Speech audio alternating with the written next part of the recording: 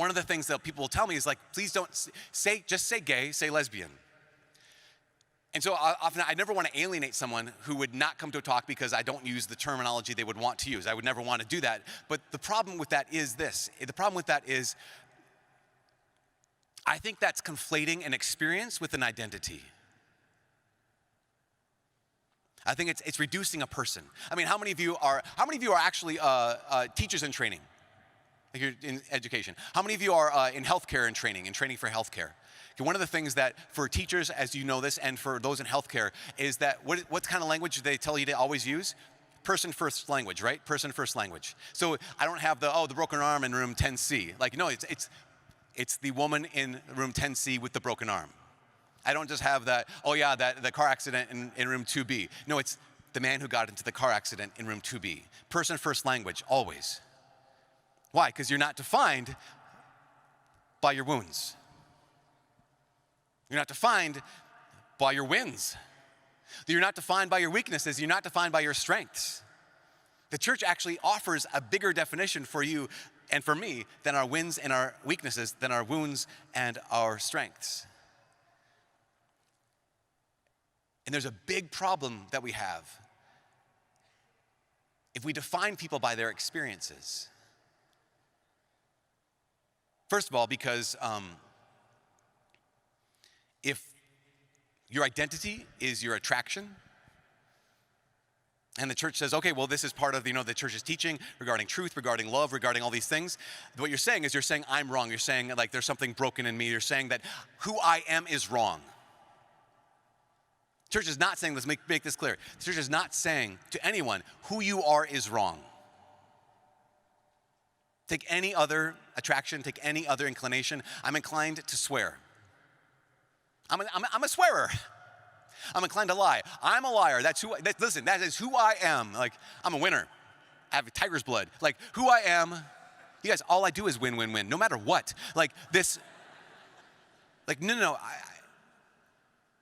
If I am my experience, and my experience has a distortion, then what you're saying is who I am is wrong.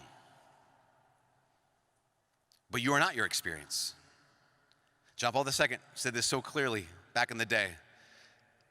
He said, you are not defined by your wounds or your weaknesses or your sins. You're defined by the depth of the Father's love for you and your capacity to be an image of his Son, Jesus Christ, in this world. Everyone in here is broken. Every one of us.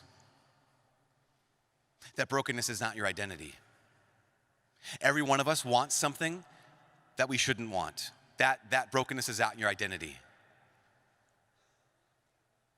But if I identify myself with my brokenness, think of all the pain that happens there. Think of all the shame you can't escape from.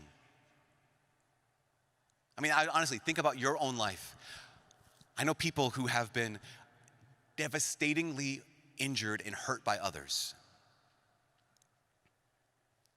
whose lives are stolen from them. I spoke with a woman recently who, when she was a child, she was abducted from her family by this man and used and abused as a child.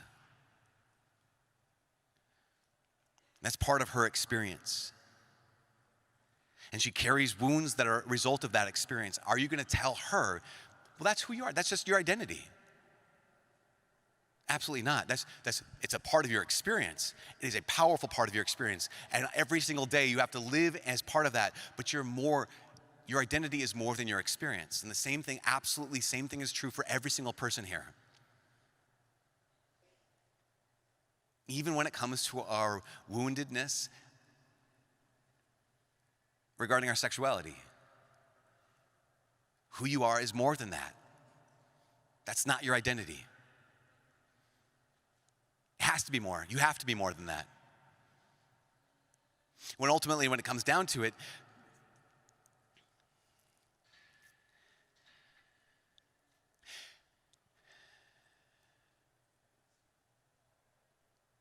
if you and I try to define ourselves by anything less than who we truly are, it will always end up in heartbreak. It will always end up in pain.